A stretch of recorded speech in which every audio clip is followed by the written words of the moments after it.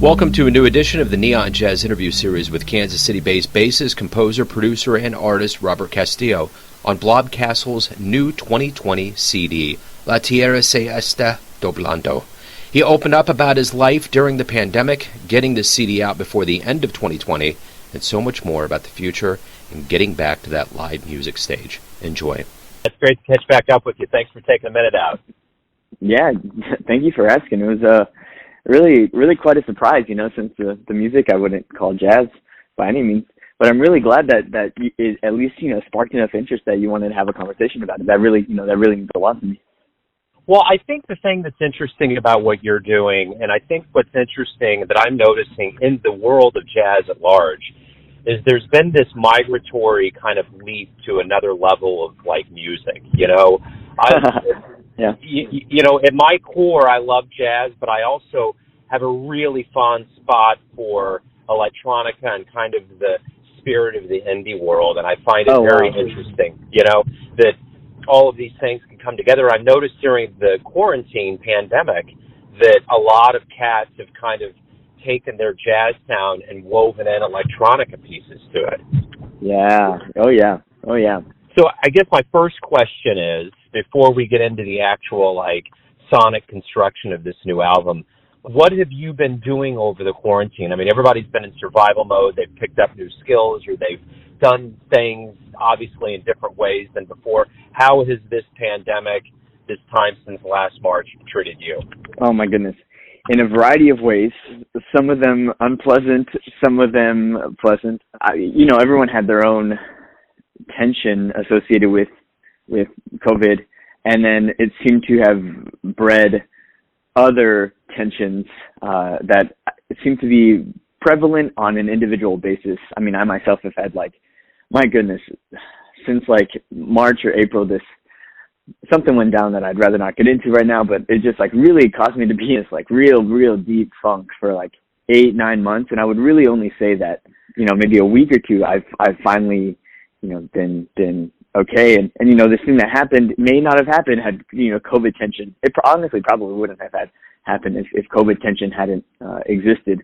This unique sort of global isolation mode that is just necessary right now. It's odd. I mean, I was thinking about human evolution recently and how the introduction of technology is just so wild. That came to us so quickly in the sense that humans, we're so accustomed to interacting with, let's imagine you have a large European city like Paris before, technology or whatever. You're still, interacting only with several thousand people at a time. And then the internet comes along and, the whole world.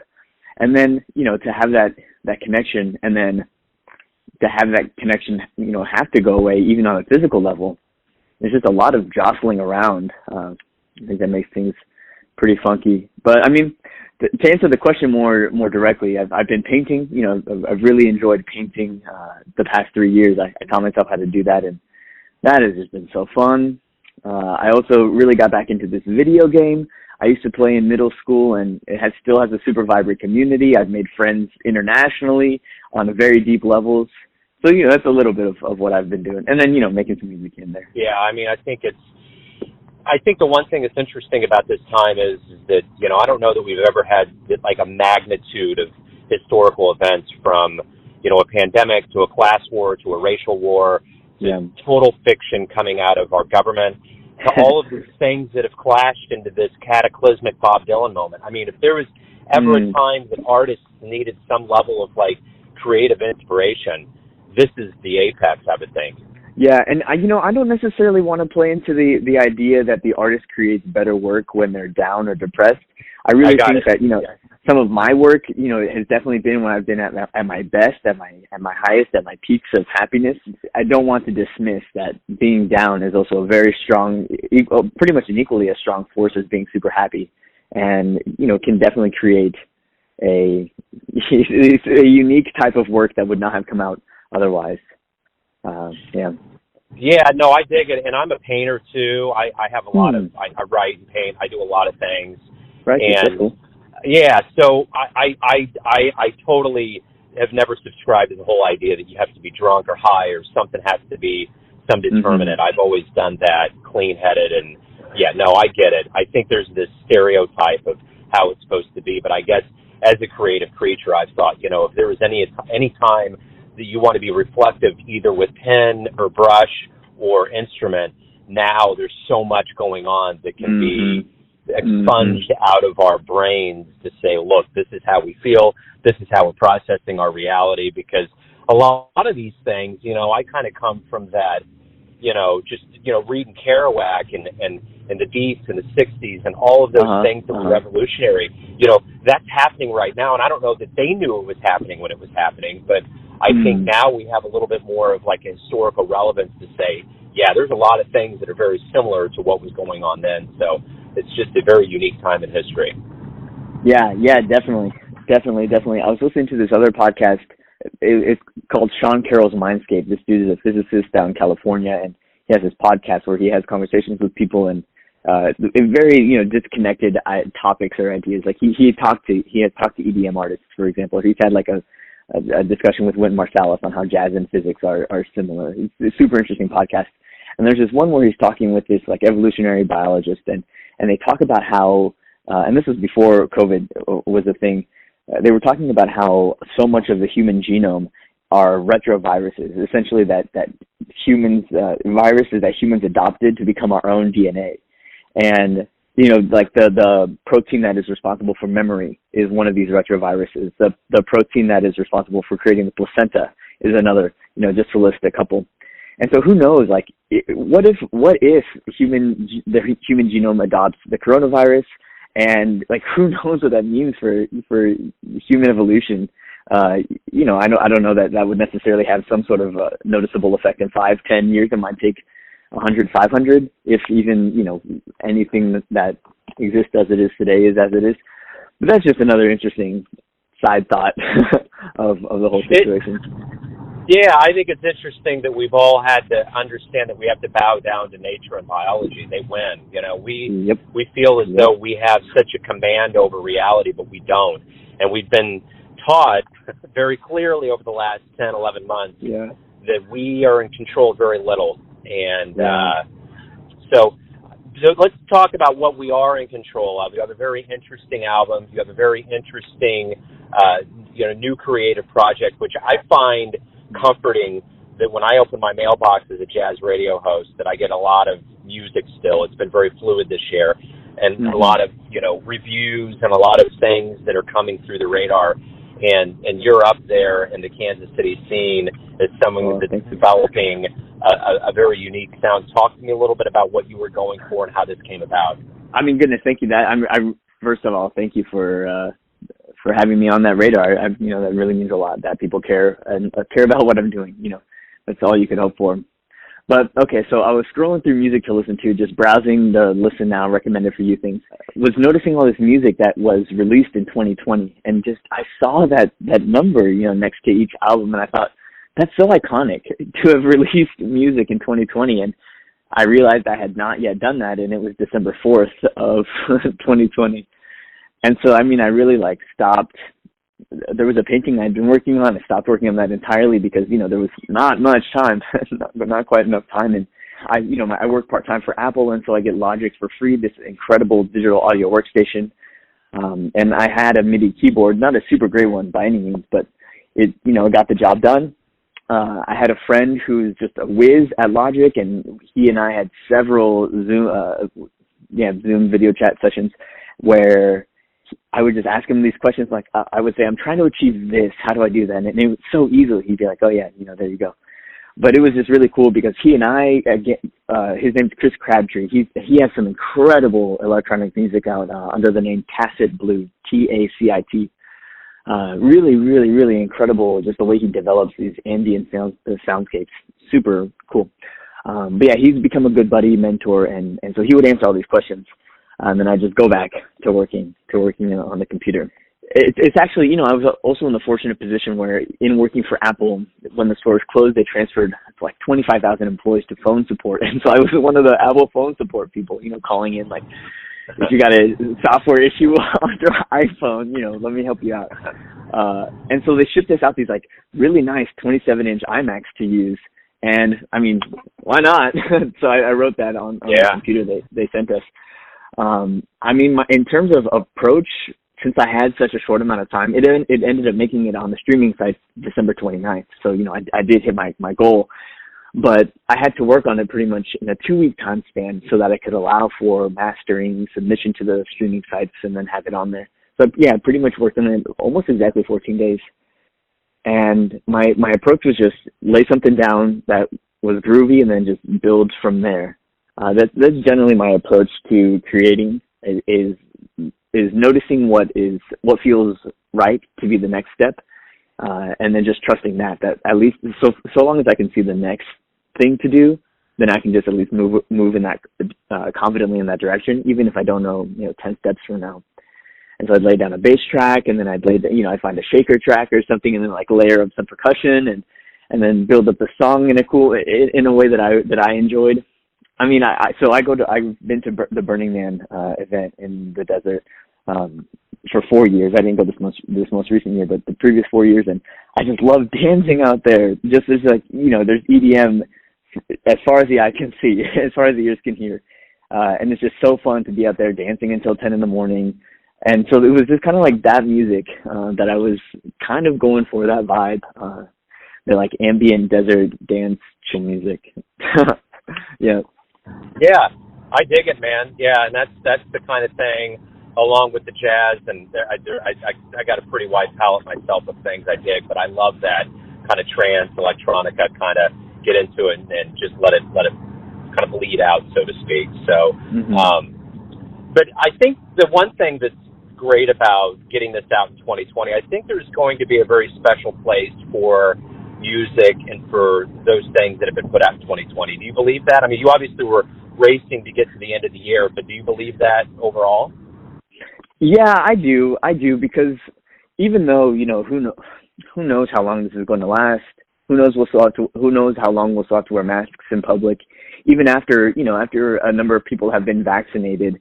It's still customary for those people to wear masks because, then if they don't wear masks, then it's a slippery slope, I suppose.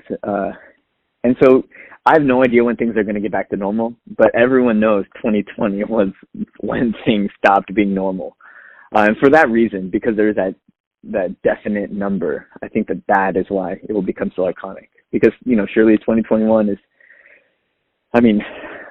it's starting off to a raucous start.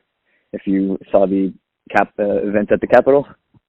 Yeah. I think everybody thought there was going to be some karmic wash we were going to step into in the year and the ball drop, but I think we're going to deal with the residue of all of that. So, but I guess that's my question to you as a musician that's busy and active. What do you see, and I like to term it as a revival when we get back, what do you think this revival of live music and getting back is going to look like? Not specifically even a time frame, maybe that's part of it, but what do you see?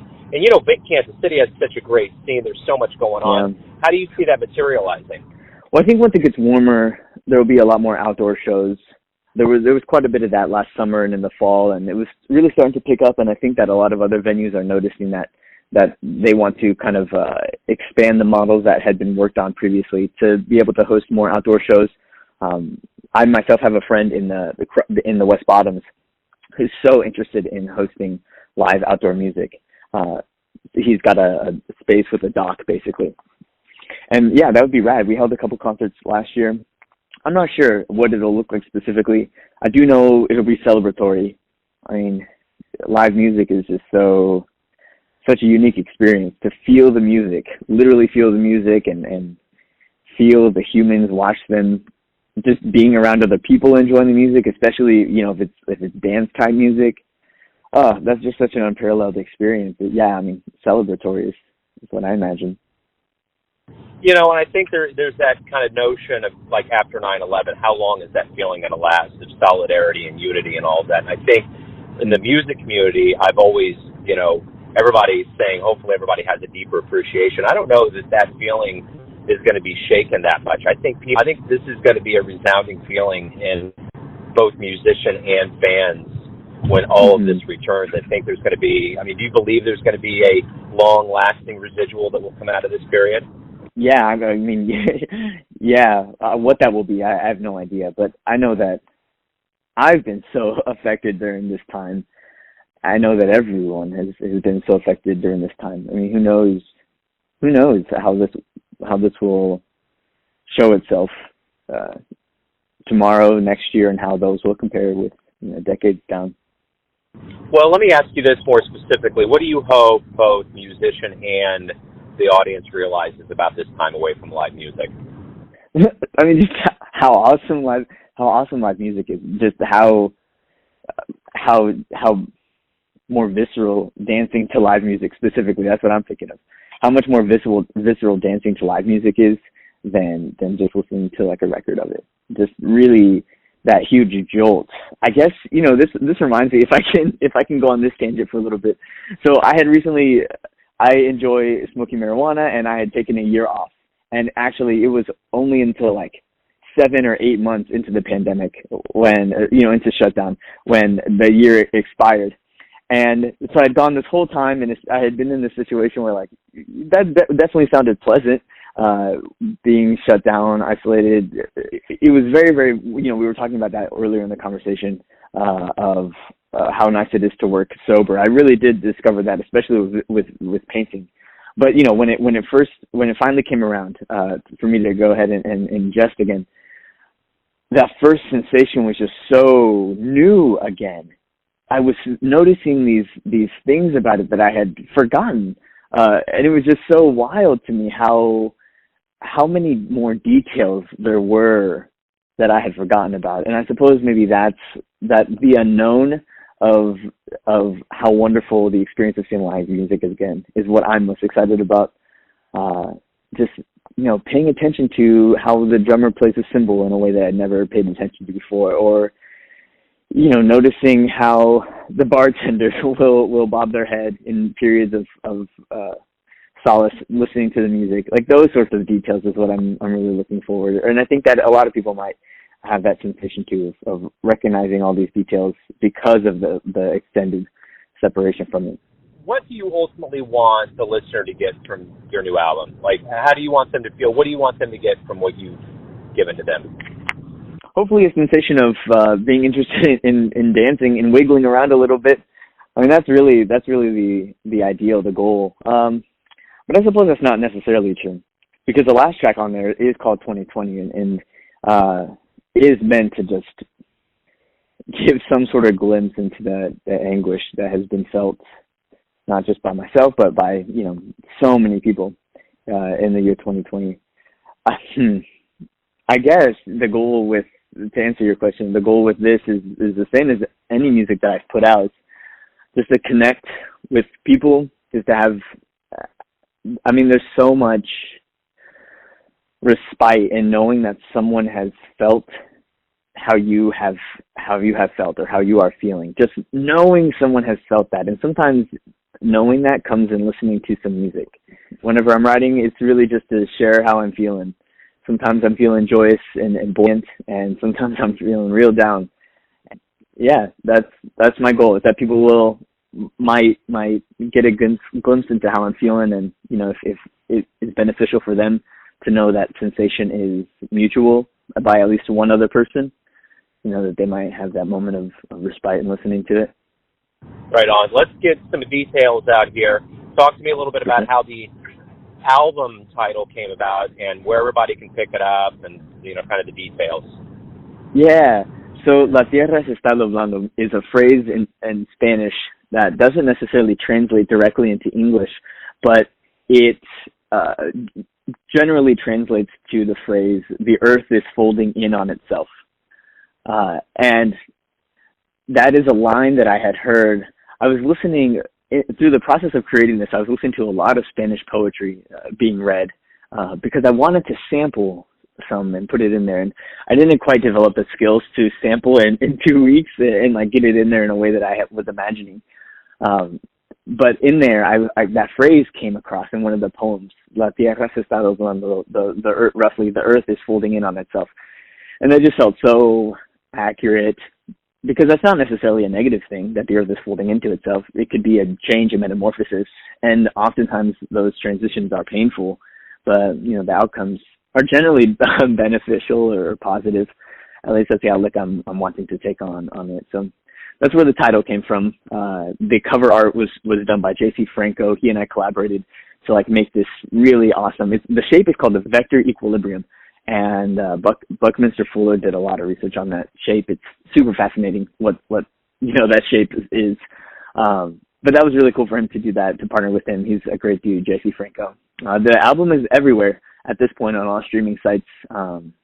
Bandcamp being the ideal place, and then the other streaming sites as well. Before, Joe, I sense that we're kind of nearing the end, and I did want to bring up something that you had mentioned actually at the very, very, very beginning, talking about how jazz is crossing over into these other genres. Jazz has always been, right, this fusion of popular music and the approach to music, where a lot of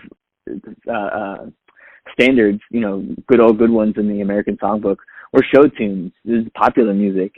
Till There Was You from The Sound of Music, and various others, my favorite things, show tuned. And so now it's just this exact same thing. The approach of jazz, that fluidity and that acceptance and that at times super technical, heady approach to fusion with popular music, be it funk, groove, rap, EDM, whatever, those things that people are listening to. And that's kind of how it has to survive, because jazz by no means is popular music today, so it has to do what it has to mutate, adapt, evolve to survive. And I'm really enjoying a lot of what's being created, especially out of London. Oh man, Tom Misch just put an album out. Yeah, London has some crazy stuff going on right now. But yeah. Man, they always do. It's always just a hotbed of. There was a guy that did a cover of Kid A, jazz interpretation, Rick Simpson. And there's so many things. London has always been a hotbed of innovation. So yeah, I dig it. Hey man, thank you for opening up about, your world, this world, and just everything in between. Good luck with the album and the return. You guys have always been on my radar to go out and see live, and I'm going to make a more concerted effort to do that as, music comes back and the world comes back alive. Cool. Yeah. Well, I'm planning on having some new music out in May. Fingers crossed everything works out. I have a solo art show, and I want to make some music specifically for that show, so stay tuned. Thanks for listening and tuning in to another Neon Jazz interview. We'll give you a bit of insight into the finest players and artists and musicians in Kansas City and spots all over the world, giving fans all that jazz. Thanks to Robert for his time, music, and story. If you want to hear more interviews, go to Famous Interviews with Joe Domino in the iTunes Store. Visit Neon Jazz at youtube.com, and for everything Neon Jazz all the time, go to the neonjazz.blogspot.com. Until next time, enjoy the jazz, my friends.